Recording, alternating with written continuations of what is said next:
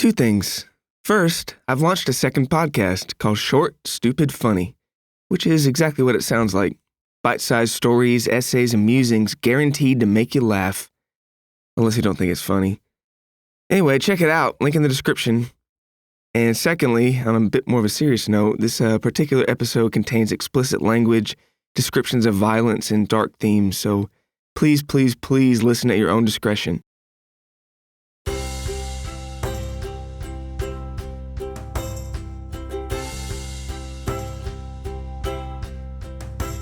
Welcome to Several Stories High, an eclectic, electric anthology of fiction, fact, and everything in between. I'm your host, Nathaniel David Knox. Shall we begin?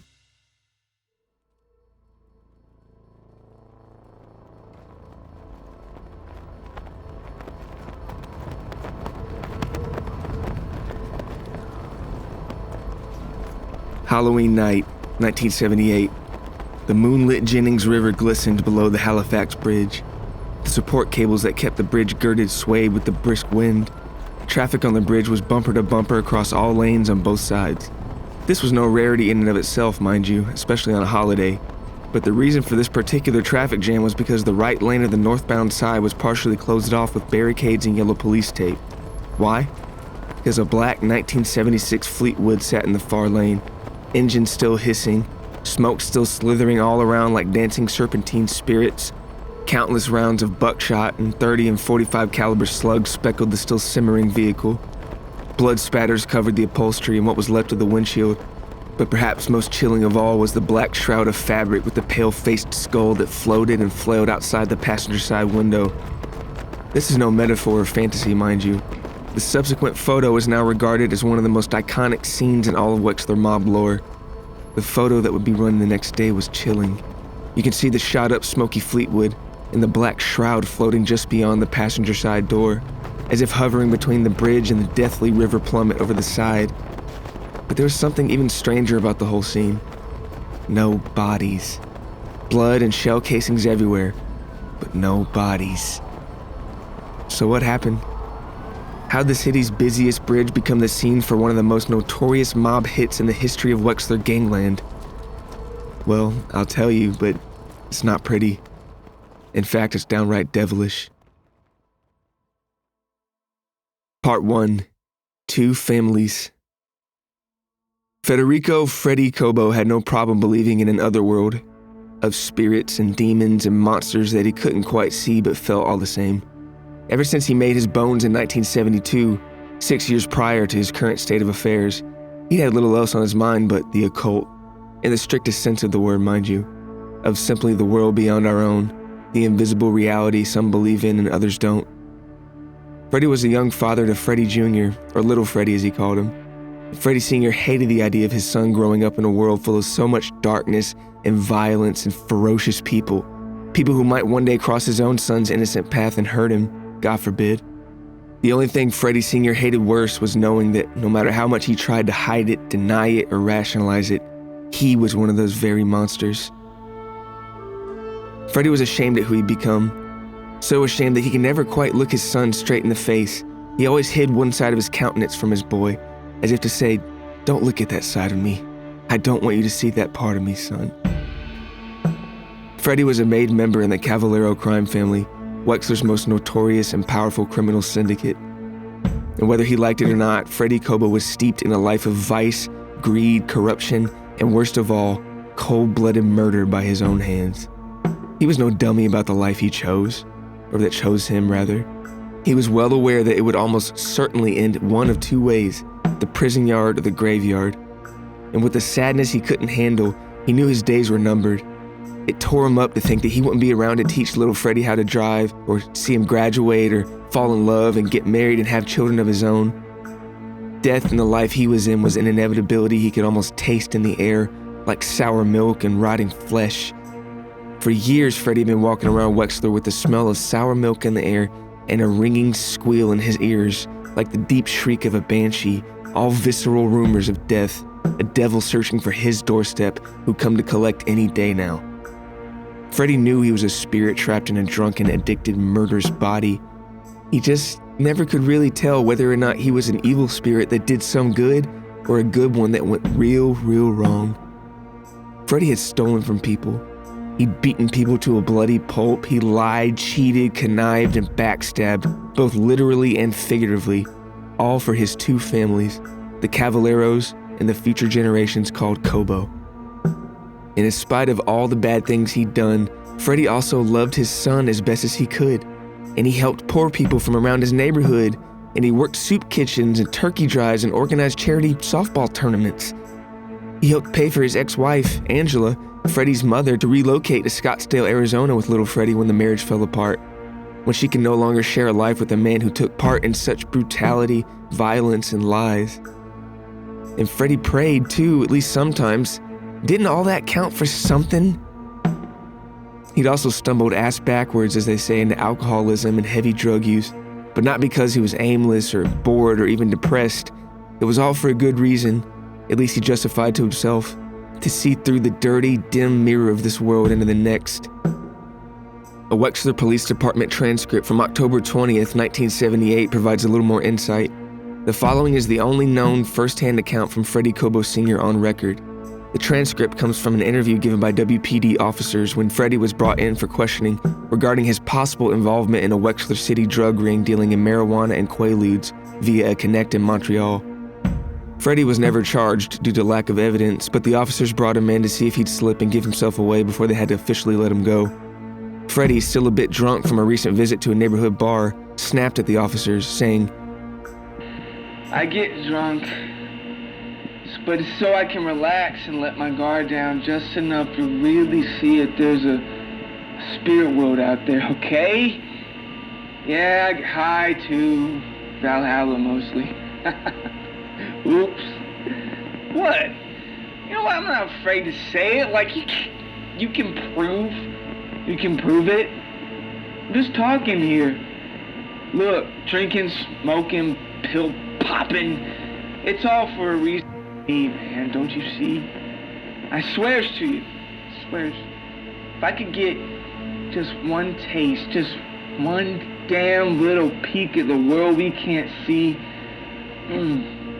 How else to explain all the stuff we feel swimming around in the air, all the ghosts and invisible stuff that puts so much weight behind everything that goes on in this fucked up place? You know what I mean? Yeah. If I could just sneak one good peek, that'd be good. After that, you can lock me up, you can throw away the key, you can even clip me for all I care. The transcript notes a long pause before Freddy smacks himself in the face and speaks again. No, I take that back. The hell am I saying? I gotta stick around for my boy. Gotta stick around for him. He wants to do so much, you know. He's such a good kid. I gotta be there for him. He wants to learn how to swim and play piano like Count Basie, and God knows he's been calling me non-stop about trick-or-treating this year too. I gotta stick around for little Freddy. I gotta. Freddy was released soon after that interview. He already knew his days were numbered. If only he knew how few they were. In spite of this feeling of impending doom in his gut, Freddy still had two things holding back the tattered black cloak of death, that greedy devil, at least a little while longer.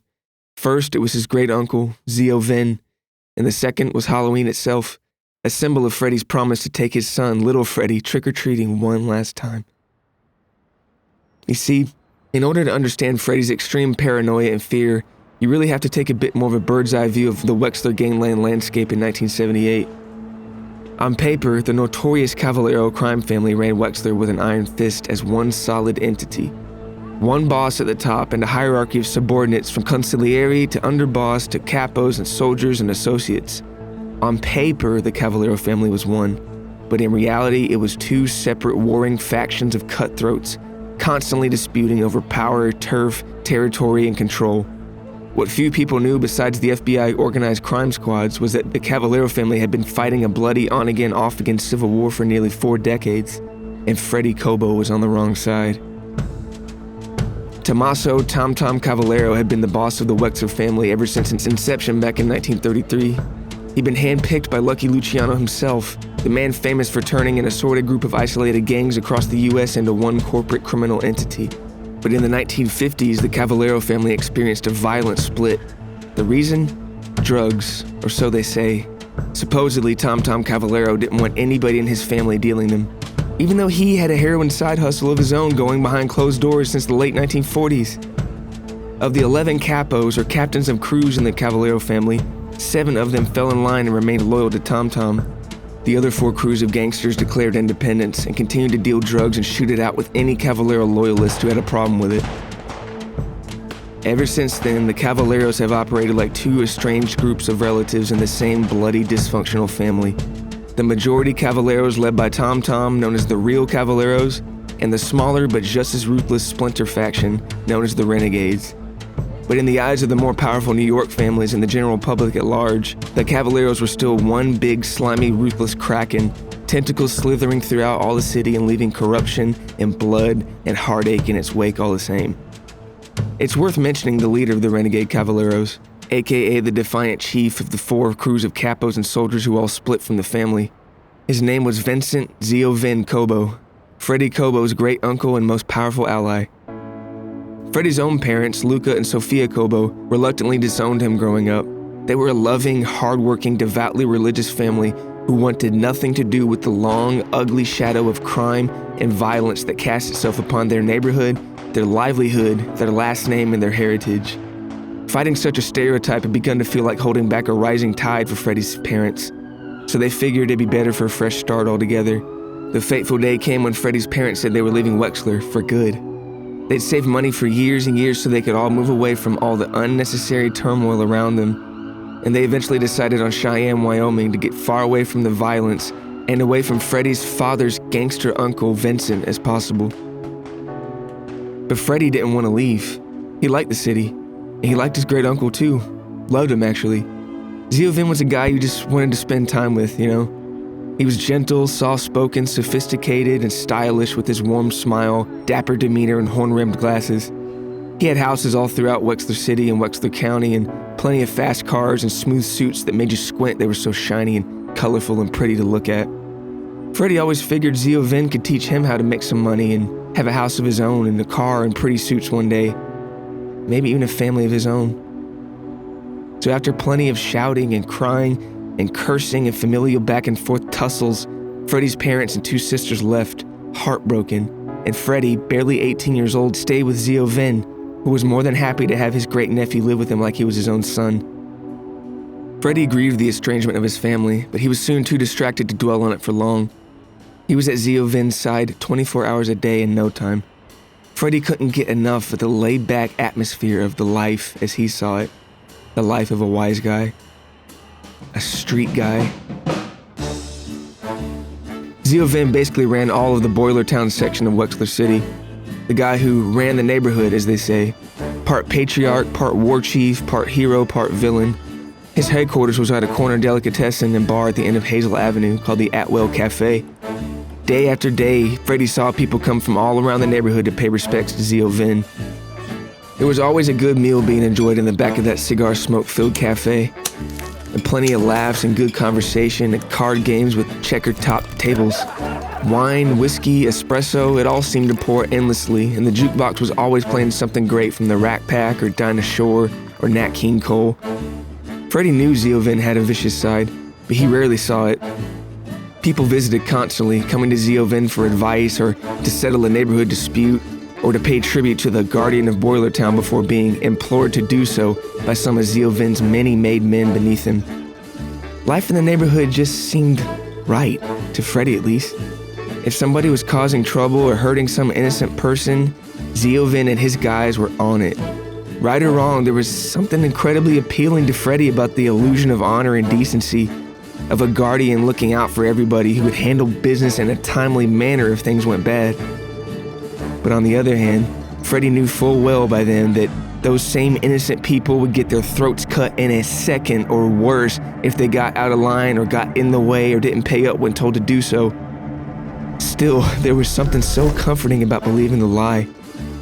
Made Freddy feel like he was doing something good for himself, his neighborhood, his family honor, even though his own family got out of town to get away from it. If only Freddy had gone to Cheyenne.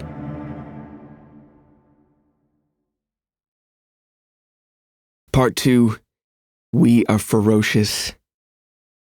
After years of running errands for Zio Vin, after long days and nights of delivering envelopes and unmarked packages, and eventually shakedowns and beatings and even a few firebombs, Freddy made his bones, as they say, in 1972 and became a full-fledged member of the renegade faction of the Cavallero crime family. Made his bones, meaning Freddy had to commit a murder in order to become a true member of the crime family. And he did. In the dank basement of a condemned, abandoned East Wexler bungalow, Freddy, with Zio Vin watching, shot Ronnie Halstead twice in the head and 3 times in the chest. This would prove a turning point in Freddy's life. As Ronnie lay dead on the floor in a pool of his own blood and brain matter, Freddy was terrified at what he felt. Nothing. Not a hint of remorse or guilt. It was just something that had to be done for the family. "That's a blessing, Freddy, my boy," Zio Vin said, patting him on the back. "A real blessing. Means you won't be losing sleep over it. Means I can trust you to put in more work when I need you without getting all mushy over a little bit of blood." From 1972 to 1978, Freddy would be haunted by the bones he made. The literal skeleton he created and stowed away in the dark crawl space of that old decrepit building. And the much more than little bit of blood he'd spilled. What had he done? He crossed a threshold he never thought he'd cross. And what's worse is how cold-blooded he'd become. He did feel now guilt. But it was only guilt for not feeling guilty for killing people. It was from that point on that he'd drink himself stupid and sit and ponder of God or the devil or whoever was listening, wondering what his actions must look like on the other side of that invisible veil between our world and the one we can't see. That dirty, smudged window with some kind of light on the other side of it. Growing up, Freddy figured he'd break a jaw or a law or two to get ahead. Fudge some numbers, hijack a truckload, skim some pension fund, whatever. Maybe even intimidate a few businesses into giving him protection money. But this? Shooting some 19-year-old kid because he might have seen something he shouldn't have? The warped brain in Freddy's head twisted the murder into merely a means to an end. His way to become a made Cavallero, renegade or not, still meant more money, more power, more prestige, more respect, and more fear. Emphasis on the latter. Freddy's conscience grew fainter and fainter as time went on. One murder became 2, then 3, 4, 5, and by 1975, on his great-uncle's orders, Freddy reluctantly began working for the most dangerous, violent, and feared criminal in the entire city. Joseph Ferocious Joey Baffa. Joey was a burly, jolly, but sensitive man, a husband to his wife Lynn, who was a choir director, and a father of 4 young girls. He was also the capo of the notorious Hazel Avenue crew of the Renegade Cavalleros. The crew might have made money stealing motorcycles, loan sharking, robbing, and shaking down local businesses, but they made hearts quiver and spines shiver with murder. Ferocious, cold-blooded murder. They killed for Zio Vin, they'd kill for money, they'd kill for revenge, and sometimes they even killed out of sheer boredom. Though a final body count can never be proven, the FBI estimates the crew of 7 killers, including Freddy Cobo now, was responsible for no less than 53 murders from 1966 to 1979. And Freddy, now a killer himself, answered to Joey Baffa, a killer among killers with a short tolerance for mistakes and disrespect and a high tolerance for blood.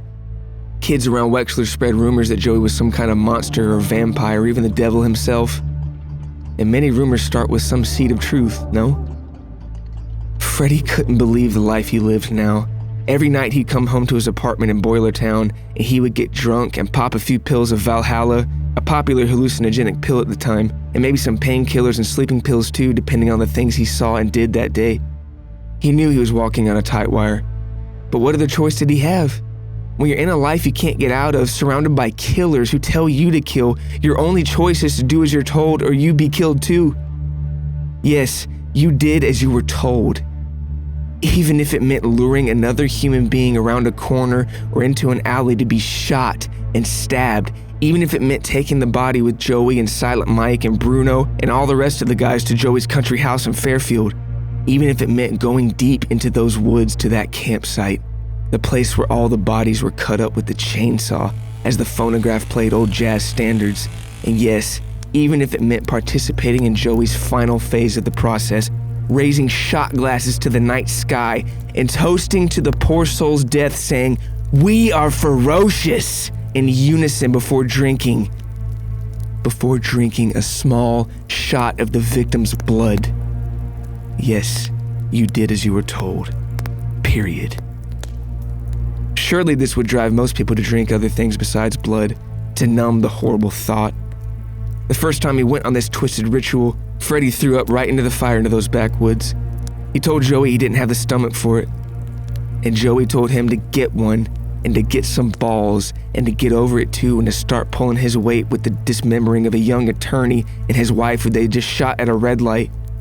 Freddy said he couldn't do it. He couldn't cut up a body. He couldn't drink another person's blood.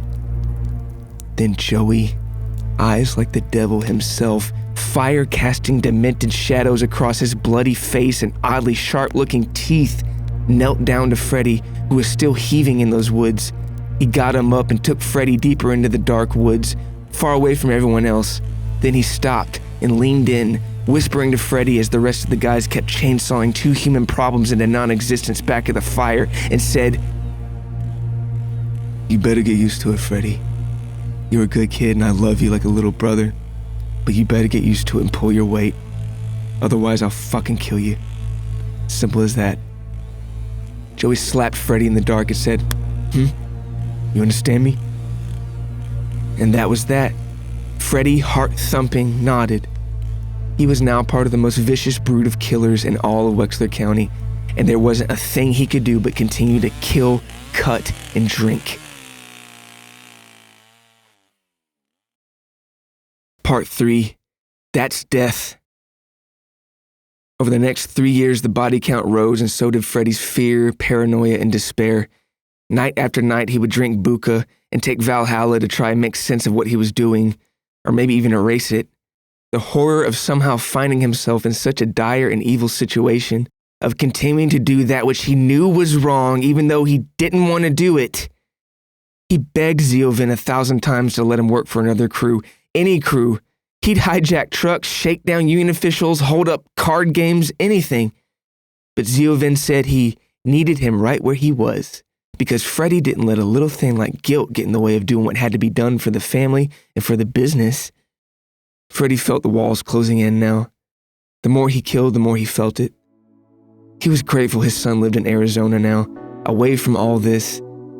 Little Freddy was the one good thing in Freddy Sr.'s life that he could take comfort in. The one good thing he was a part of. One beautiful, innocent life he'd helped make in the wake of so many other lives he'd snuffed out. But the guilt was becoming too great now. The guilt of not feeling guilt. Freddy knew he had to get out somehow. That's why he started dealing marijuana and Quaaludes on the side via a connect in Montreal, to save up enough to leave this life for good with enough cash to start over as quick as possible. He'd go somewhere, anywhere far away. Maybe he'd even visit Cheyenne one day, introduce little Freddy to his real family, the ones he'd forsaken so long ago. There was another reason Freddy needed a large amount of money and fast. As embarrassed as he felt to admit it, he needed $60,000 to buy some special equipment that he really did think could help him catch a glimpse of the world we can't see. It may sound silly to you, but he was so desperate to find something, anything about the other world, that he started asking around all of Wexler's 5 quarters, from Holland to Monroe to Rushfield to Chauncey to King George Island. Freddy asked around ashamedly for anybody who could help him get his hands on things like EMF readers and dowsing rods and special compasses and radios and headphones for spiritual detection. On his quest, Freddy crossed paths with a man named Slade Fagan, a 2-bit hustler, con man, and petty thief. Seizing an opportunity to take advantage of Freddy's desperate naivety, Slade said that he had a cousin who lived out in Old Jupiter who dealt in custom paranormal detection equipment, and for just $60,000 he could get him a whole van's worth of the stuff. Freddy had no reference point for the price of such equipment, especially back in the late 70s, so They shook on it and said they'd meet on Halloween night to make the exchange. And in the blink of an eye, there he was, Freddy, 2 nights before Halloween, sitting around what he thought had to be the most sinister of all campfires. Joey Baffa, the devil of Hazel Avenue, and the rest of the boys all chainsawing away at a 71-year-old union shop steward named Teddy, who refused to play ball with the Renegade Cavalieros one too many times. In a bloody flash, a whole human being was now just a few duffel bags worth of severed limbs, wet innards, and a crushed head. What carnage, what brutality, what ferocity. It was baffling. The vinyl record player, which had power from a line of 60 extension cords leading all back up to the house, played Joey's favorite song, That's Life by Sinatra. Only Joey and the boys would famously change the words to make their little merry twisted musical mantra, That's Death, they'd sing before the obligatory toast to the victim via shot glasses of the departed's fresh blood. Then came something worse, something that made Freddy wince. "Hey Freddy," Joey said as Silent Mike and Bruno packed the bloody duffels for transport to a dozen different bodies of water along the East Coast. "Yeah, Joey?" said Freddy, his heart beginning to palpitate. "You still with us?" said Joey, licking his teeth of blood. Yeah, of course, Joey," said Freddy. "Good," Joey said, "'cause we're gonna take out your great-uncle." What? said Freddy, dumbfounded. "That's right. Old man Cavaliero himself wants it done. Looks like he's trying to make peace between us and them. And your uncle, God bless him, he's too proud and stubborn to bend the knee to the old man, so he's gotta go." "But he's family. Practically family to all you too," said Freddy. "Yeah, well," said Joey, wiping the blood from his face and licking his fingers right after. "You know how much fucking money we're gonna make if we all come back together under one banner? That casino they're building on King George Island? Tom said he'd cut us all in. Real big pieces too. But Zio Vin's gotta go. That's Tom's price." What on earth was Freddy supposed to do now? If he said no, they could kill him right then and there, leaving little Freddy without a dad. If he said yes, it'd mean agreeing to kill a man closer to Freddy than his own father. A man who saw something in him from behind those thick horn-rimmed glasses all those years ago. A man who took him in and taught him how to earn and not be a sucker and to take care of people and defend them and remove any threat to the neighborhood by force if necessary. And yet, in that life, so much of the dark doings happened under the guise of honor and loyalty. A kind of sick double talk, a subliminal message Freddy was well versed in by now. "I'll take care of it," Freddy said, trying to appear steadfast and casual to the inspecting eyes all around him in that dark forest. "Good," said Joey. "Better get out of here and take care of it then. Soon as possible." Freddy swallowed deep and nodded and made the long walk out of the woods, completely clueless as to what he was actually going to do next. If only Freddy had stuck around to see the look on Joey and Silent Mike and Bruno. Unbeknownst to Freddy, the hit on Zio Vin was already in motion. Tom and his majority Rio Cavaliero faction of captains had all been chiseling away at the Renegades for some time now, offering territory, cuts to the racket profits, and percentages on new ventures and the like to destroy the Renegades' power base from within. And it seemed to be working. But when first approached about assassinating Zio Vin and Freddy, by extension, Joey Baffa, in some demented sense of brotherly loyalty, asked Tom to reconsider killing Freddy. He felt a strange, sinister camaraderie with him on account of all the bloody work they put in together. So Joey had to read Freddy's reaction for himself first, before he agreed to anything. That's why he pretended to give the hit on Zio Vin to Freddy that night, so he could read his face. And when Freddy said yes, Joey didn't like what he saw. He didn't like how Freddy hid one side of his face in that firelight. Within minutes, Joey Baffa and the rest of the cutthroats of Hazel Avenue all agreed that it wasn't just Zio Vin whose time was up, but Freddy's too. Once everyone but the devil himself left those woods, Joey sat down by the fire, alone and full of emotions. Something like a snickering came from his blood-stained mouth. A slight chirping ache to feel what he could not feel but should have been felt all the same. Joey wept, or tried to at least, dryly, his head in his lap and murder in his rotten, beating heart. This would be the first and only time he'd show any emotion about a hit. the hit on his friend, Freddy. Part 4. Hell on the Halifax. Freddy got back to his apartment and started to pace and drink and take Valhalla. What else was he supposed to do, sleep on it? Actually, yes. He took some sleeping pills too. In less than 2 days, he'd be with his son, little Freddy, trick-or-treating and having a good time together. He could prolong the unthinkable act of killing his great-uncle until then, right? Right. His senses were numb now. He felt like he was both on cloud 9 and on the brink of a heart attack or vomiting or communing with the angels and demons or whatever else was swimming around him that he couldn't see, all at once. The feelings were all that muddled.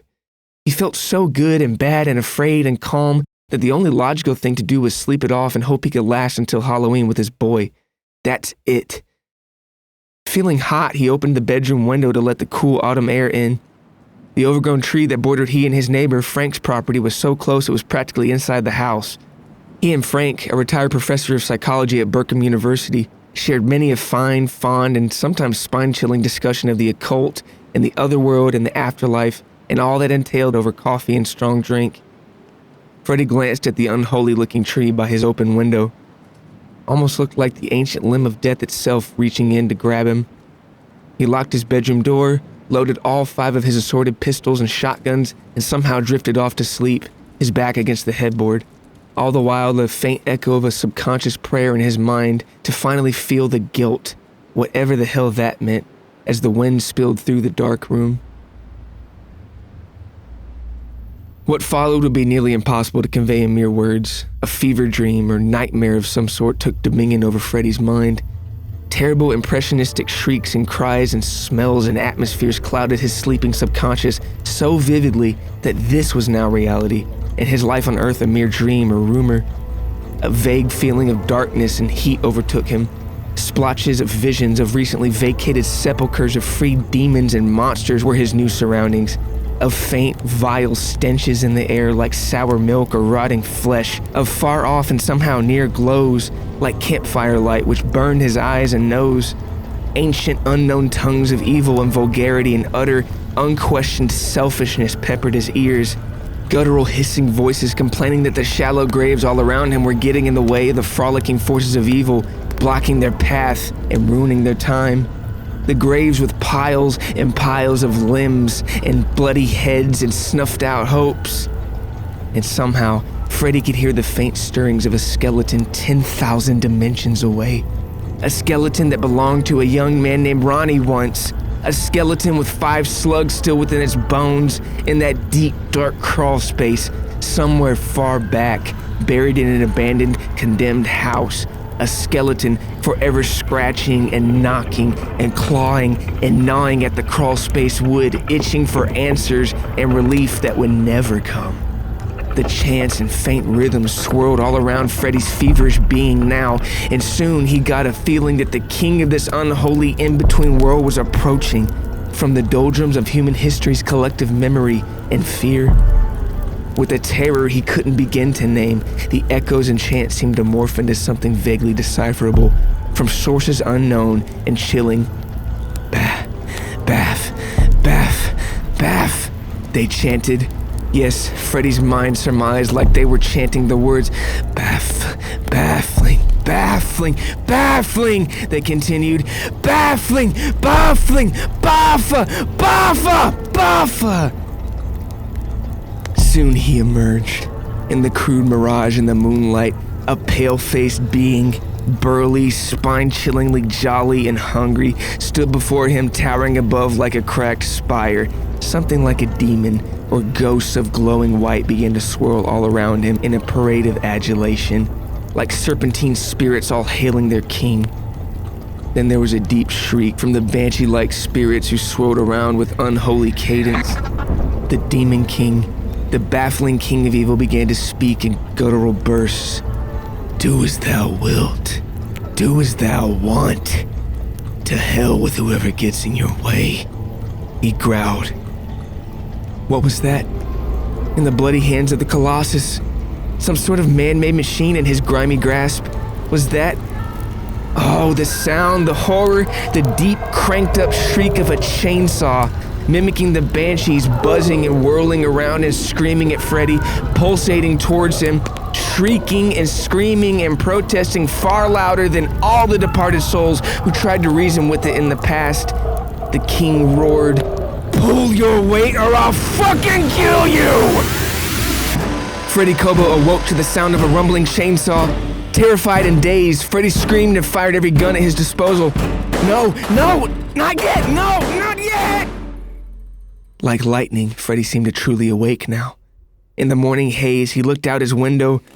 Good old Frank, a rumbling chainsaw in hand, was cutting away at the limb, the one that obscured their shared property line, completely oblivious to the one-man shootout in his neighbor Freddy's bedroom that had just erupted. Freddy looked all around.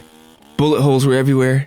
They shattered his lamp, his ceiling fan, his vintage movie posters bearing Boris Karloff and the creature from the Black Lagoon and the Man Who Laughs, and his bookshelf of now destroyed volumes on Theosophy and the occult and Algernon Blackwood and the Fox sisters and the Bible and Aleister Crowley. Shattered glass covered his room like magic dust. Heart pounding, the phone rang. Freddy answered. A security guard at Langston Howard International Airport told him a young boy, one Federico Angelo Kobo Jr., was with him, claiming his father was supposed to pick him up. Today? Freddy thought frantically. It's Halloween already? 15 minutes later, Freddy Kobo Sr. was dressed, distressed, paranoid, certain of imminent death, and about to leave to go pick up the one good thing in his life. But not before a sorrow shot through his still inebriated veins. Zio Vin. What was he going to do? With no time to spare, Freddy dialed his great-uncle's apartment. The phone rang, and someone picked up, but said nothing. Freddy's ear tingled at the deep, near silence on the other end. Horrified, Freddy slowly hung up the phone. It wasn't Zio Vin, and nobody but Zio Vin ever answered his phone. Not his live-in nurse, not his housekeeper, no one. It was always a, "Hey, how you doing?" from Zio Vin, like clockwork every time. And when Freddy heard the voice, or absence of it, he might as well have been at his great-uncle's funeral then and there. The deep presence was not Zio Vin's, calm and fond. It was a different kind of deep, devilish, cold, and baffling. Zio Vin was gone, and Freddy knew he was next. This made his last earthly desire all the more urgent, to take little Freddy trick-or-treating one last time. Silence was the only constant so far in that tin SUV that Freddy drove, his son little Freddy in the passenger seat. Somehow Freddy's mixture of alcohol, sleeping pills, and Valhalla had caused him to lose an entire day from his earthly calendar, a whole day's worth of sleeping, making the jump from October 29th to October 31st in one terrifying fever dream, or nightmare rather. "Hey Freddy," said Freddy Sr. to his son as the daylight dwindled in those Wexler streets. "Yeah, Dad?" "I'm really glad you're here, and sorry about all that again." Little Freddy let out a half smirk, the same smirk that got him first runner-up at Mr. Junior Scottsdale. He answered his father, "Me too, Dad, and it's okay." Freddy told his son that they had 2 quick but important stops, and then they'd be off to the candy-rich Wexler neighborhood of North Tangerine for trick-or-treating, pure and simple. But first, a couple stops. The first was to meet Slade Fagan. Freddy pulled the SUV behind the Baskerville Tavern and got out to meet the shifty-eyed salesman. Freddy presented a thick manila envelope of cash, and 20 minutes later, Freddy's vehicle was full to the brim with paranormal detection equipment. Little Freddy, intrigued by all this, even held a vintage cherrywood-handled EMF reader in his lap. Unfortunately, there was no time to elaborate or dream of the possibilities these things might bring about, but little Freddy still hoped that he and his dad were destined for some cool adventures with all this stuff. The youngster didn't know why, but he felt that hope was the same kind that he used to have before he knew that Santa Claus wasn't real, back when he believed a sweet idea and nothing more. Even at his young age, it seems that he knew the way the world was going. Darkness was here in Wexler now. Orange and green and yellow lights glowed. The air smelled of fall and fireplaces and sweet candy and diesel fuel and garbage and different cuisines and the river. Jack-o'-lanterns seemed to be on every corner and billboard. Freddy crossed the Halifax Bridge and drove into Monroe for their second stop. As they parked in front of a shabby old brownstone on Craven Street, Freddy Sr. grew more afraid. The walls were really closing in now, and he knew it. Death was nearing his doorstep. He had little Freddy walk up with him to the stoop, because he knew at any moment the devil of Hazel Avenue and all his former murder comrades might spot him and end it all right then and there. Freddie knew it. He knew it the second he hesitated when Joey told him about the hit on his great uncle. But as the autumn wind shrilled and swept through the orange glowing street, he was somehow able to separate the feeling of death at any moment with this last irreplaceable moment with his son. Freddie, loaded 1911 pistol in his waistline, knocked on the door. Little Freddie wondered what they were doing there. Soon Miss Peggy LaRosa answered. She smiled and welcomed the father and son inside, but Freddie politely refused. He wasn't keen on leaving 60 grand's worth of equipment in his vehicle unsupervised, plus his paranoia was at the brink of unbearable. Ever since picking up little Freddie from the airport, Freddie noticed that his fever dream state still hadn't worn off. He still felt afraid, skittish, and a bit out of control. He saw things that weren't there and didn't see things that were. Turns out the odd mixture of booze and Valhalla was still in control, and his perception was still incredibly distorted. It made him assign ulterior motives to friendly faces and find sinister undertones in almost anything around him. It made him assume the end of the world was near as the faintest sight of red and orange in the Wexler City skyline. It also made him ask Miss LaRosa at the door to quickly give him what he'd already paid $400 for, the custom Halloween costume he bought for little Freddie. Peggy presented it and nodded and bid them farewell. Freddie handed the costume to little Freddie, who was intrigued and excited at the thing in his hands. It was a black shroud with a skull face mask attached to it. If you knew both Freddies better, you'd understand the playful, mischievous irony of it all.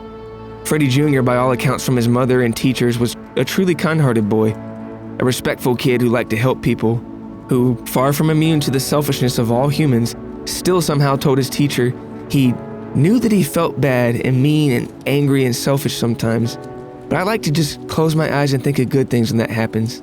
Then I can keep going. Giddy and ready for a plethora of candy in his near future, little Freddie hopped in the SUV, holding the costume. It was made by the premier seamstress and costume maker in the whole county, Miss Peggy, who among other things worked on several big-name films in Hollywood, one of them being the Texas Chainsaw Massacre, which came out in 1974. Freddie Cobo Sr., shaking off the film title when he thought of it, smiled at his son, who held the costume in his hands, staring at the skull's fiendish face like he was beholding another person entirely. Both Freddies loved Halloween, but for very different reasons.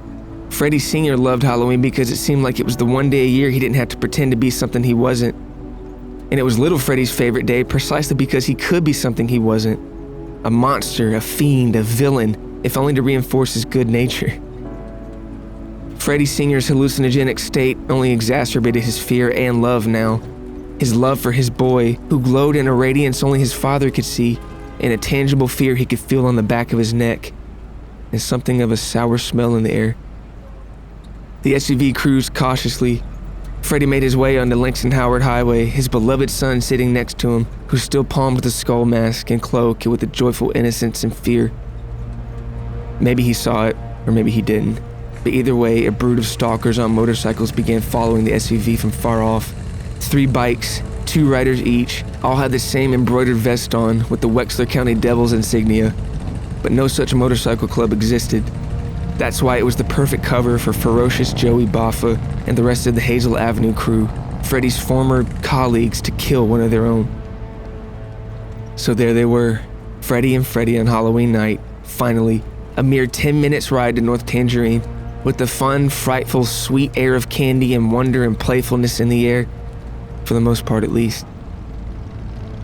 As they turned onto St. Joseph Street, little Freddie unloaded his excitement on his father. He dreamed of all the different candies, sweet and savory, he couldn't wait to get his hands on and eat and enjoy, and all the fun stuff he and his dad were supposed to do over the next few days. Oh, and don't forget, you promised to take me to learn how to swim too, said little Freddie, palming the skull in his hands. At the red light, amidst the bustling city and heavy October winds, Freddie Sr. smirked, saying, "Of course, kiddo. Look, I told you on the phone, swimming's not hard. You just pick a place in front of you and you keep on moving till you reach it." As the light turned green, Freddie thought he heard the high-pitched squeal of motorcycles. But to his blurry, hallucinogenic mind, they sounded more like banshees coming closer from a distant, hellish shore, a pack of wild chainsaws coming to collect. Were they? Freddie shook off what fear he could and made an abrupt turn into a parking garage. When little Freddie asked why they were doing this, his father told them that they were switching cars because the heater worked better in the other one they were about to get into. Truth was, Freddie had a half a dozen or more alternate vehicles parked all around the county in case of an FBI tail or worse. The father and son exited the parked SUV, and Freddy Sr. almost felt the tangible symbolism in his throat of leaving that vehicle full of otherworldly hunting equipment. He knew he'd never get a chance to even use any of it, but it was nice to pretend otherwise and believe the lies they got into the new car, a black 1976 Fleetwood. "All right, Freddy, my boy, next stop, Sweets." "Yes!" little Freddy said, still palming the skull of the costume he'd be changing into in less than 5 minutes now. With no signs of being followed that he could tell, Freddy made the right turn and cruised up onto the Halifax Bridge. He sped, the desperation to give his son one last beautiful memory causing his banister boot to lay heavier and heavier on the accelerator. Oh, but what was he thinking? How could he put his son in danger like this just by letting him be with him this very moment? What kind of dad was he really? Desperate, stupid, reckless, or good? As they reached the apex of the sloped bridge, Wexler came into full, majestic, and terrifying view. The moon illuminated what seemed like another world entirely. 2 worlds, actually, divided by the Great Bridge. Worlds of such beauty and such shadows, of lights both gorgeous and unsettling. A city of butterflies and cutthroats, as the late great writer C. Goodwin Huron once wrote. Freddy could finally see the end of the bridge. Almost there. Then an old lumbering Buick blocked the fast lane. Freddy cursed and swerved around it, letting his middle finger fly out the window as he passed. Then he noticed the driver. It was an older woman, gripping the wheel innocently, and she nearly careened off the bridge road and into a guardrail out of fear of Freddy's reckless driving. What otherworldly feeling had Freddy felt just then? He couldn't be for sure, but Freddy felt as if another level of consciousness had just awakened in his soul. He caught one final glance back at the woman driving in the old car behind them. She looked like she had no age now. Almost angelic, glowing with an unearthly intrinsic beauty. As her glow faded in the rearview mirror, Freddy now felt the same vague shame as if he'd just shot an innocent dove out of the sky and spit on it before going on his way. What was this newer, heavier urgency in his gut? Why hadn't he felt this way when he murdered people? Then the faint memory of something he once read came into his mind in a quick blink. He couldn't even remember who wrote it. The only phrase he could recall was glory. The glorious weight? The weight of glory? Or was it the weight of glory? Either way, much to his surprise, he finally felt what he'd hoped for his whole life. And he almost wished he hadn't. Guilt. Shame. A deep-seated acknowledgement that the world was not only not what it should be, but that he, Freddy Cobo, had participated in making it such a nightmarish place to live. Oh, the things he had done to such beautiful creatures. Freddy drove and looked at his smiling son. Little Freddy wasn't a mere reflection of himself anymore. His boy wasn't just a mere vessel for his father to live vicariously through, but he was a real flesh and blood person destined for joys and tragedies all his own, just a fractional expression of a deeper, brighter soul of some unspeakable forever place we can't see. A light you can almost hold in your hands. At least little Freddy still had a shot down here, and at least he felt guilt at his young age. At least he still had a chance to do something good and help people. But couldn't Freddy still try? I see now! I get it! Freddy yelled to his son's bewilderment as they continued down the bridge. The father showed his son his face, his full face for but a moment on that bridge. Then he screamed to the heavens again, "Give me another shot!" He screamed somewhere to someone. He almost didn't feel it. He certainly didn't see it. As Freddy yelled the word shot, a bullet zipped through his left shoulder, then another and another. In a brutal blink of reality sprinkled with hallucination, Freddy lost control of the black Fleetwood and slammed into a support beam. The wind gusted through the open car windows, and little Freddy looked dazed and terrified. The gust snatched little Freddy's costume out of his hands, but the black drawstrings got caught in the car somehow in the seat cushion. The cloaked Reaper blossomed out of the car, now hovering with the violent wind. Was there actual hellfire all around, or was that Freddy's wild imagination? Freddy Sr. reached for his pistol, then for his son. Then something like the sound of banshees echoed and swarmed. 3 motorcycles, all carrying 2 men, approached through the steadily moving traffic. Bang! Bang! The first shooter shot. Glass showered the Cobos. Freddy wearily shot back through the misty air. Bang! The shotgun blasted both barrels as the second Death Rider sped by.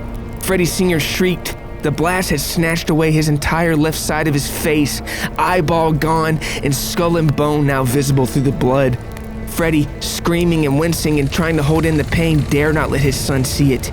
He heard the scream of the final motorcycle, the one he knew the devil of Hazel Avenue himself was riding, a killer who never missed. Freddie, only seeing out of one eye, snatched his confused, whimpering son and jumped out of the car. They looked down at the deathly plummet into the cold Jennings River. Little Freddie screamed. The last motorcycle stopped. Joey approached slowly like it was all routine and inevitable. You don't want to know what he looked like to Freddie's warped perception in those flames. You really don't. Freddie, careful to look at his son with his good side in one eye, his hellish wound hidden in the shadows, spoke swift and said, "You keep swimming until you reach the light," Freddie said to his son. "I love you, and I'm sorry." Joey Boffa emerged from behind the support beam and aimed his shotgun at the pair. Freddie grabbed his son and leapt off the bridge. The shotgun blast zoomed just above them. In the mere seconds of discernment, Freddie Sr. made sure to leap with his back facing the approaching water, hands tight around little Freddie so he could absorb the deathly blow and save his son from the fall. The father and son plummeted, more bursts of gunfire missing them by the smallest of degrees. The two smashed into the water like a meteor, like Lucifer's fall to earth. Little Freddie, stunned and heart racing, somehow resurfaced through the cold water and swam and swam and swam like no other creature had before. He swam and cried, somehow knowing his dad wouldn't be coming up. With all his might, he moved every part of his body he could toward that glowing shore, his father's words echoing in his mind. "You keep moving until you reach the light. I love you and I'm sorry." Little Freddie, still battling the baffling waves as best as he could, looked back up at the bridge for the faintest of moments and really wished he hadn't. He saw the terrifying sight of the car he and his dad were just in, destroyed, and he saw a floating ghost in the wind, a ghost with a black cloak and white skull hovering above, a reaper unwelcome and haunting, and a burly man staring down at them with a hunger and evil and almost some sort of sadness you could smell from all the way down in the river, like the weeping devil himself looking down at him. Little Freddie had no more time to look back at the hill on the Halifax now. "Keep moving," he said faintly to himself, arms and legs moving, fueled by the obedience to his father. "Keep moving towards the light, towards the light." Little Freddie kept soaring through the waves towards the light up ahead, and whether or not it was the celestial radiance of heaven's banks or the blazing glow of hell's bloody shoreline, only he would find out.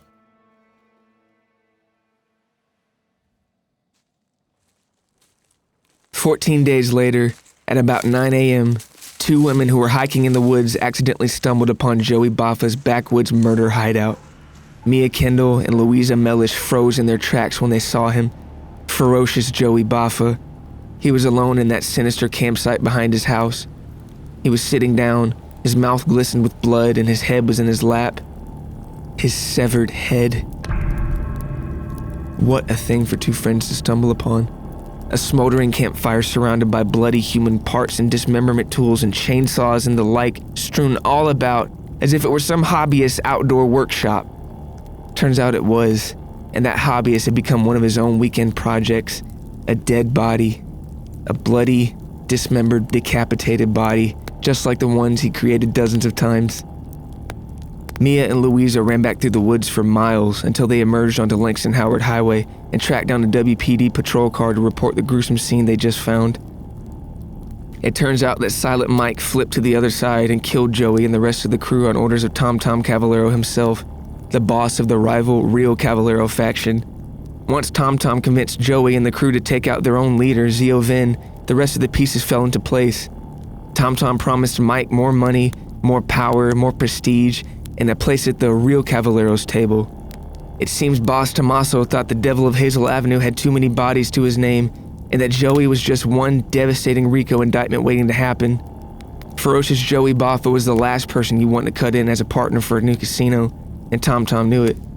So, with the strategic prowess of Bonaparte or Wellington, Tom Cavallero wiped out the Hazel Avenue crew in one fell swoop. There was even talk around town that Tom had Silent Mike behead Joey because his head got too big for the rest of him. but this is pure speculation. Ironically, Tom Tom then had Silent Mike killed 6 months later, and so the most notorious crew of killers in Wexler were all gone, vanishing into the wind like so many of their innocent victims and enemies alike. And so goes the cutthroat carousel of avarice, influence, and blood.